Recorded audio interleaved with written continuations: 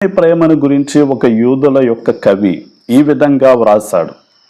సముద్రపు నీరంతటిని సిరాగా మార్చి, అడవిలోని చెట్లన్నిటినీ కలములుగా మలిచి, ఆకాశమునంతటిని పేపరుగా మలిచి, ప్రతి మనిషి ఒక కవిగా మారి దేవుని ప్రేమను గురించి వ్రాయడం ప్రారంభిస్తే, అలా రాయబడిన పుస్తకాలకు భూమి ఆకాశము కూడా పట్టదు అన్నాడు.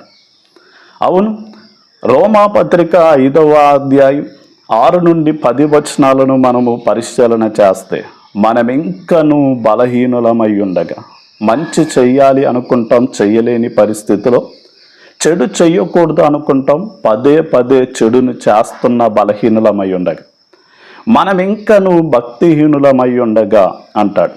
అంటే నిజ దేవుడు ఎవరు ఎరుగని స్థితిలో ఉండగా, మనమింకనూ పాపులమై ఉండగా, దేవుని ఆజ్ఞను అతిక్రమించి బ్రతుకుతూ ఉన్న సమయంలో, మనమింకనూ శత్రువులమై ఉండగా, అంటే దేవునికి అనుకూలంగా కాకుండా విరోధంగా జీవిస్తూ ఉన్న సమయంలోనే యేసుక్రీస్తు వారు మనల్ని ప్రేమించి ప్రాణం పెట్టారు.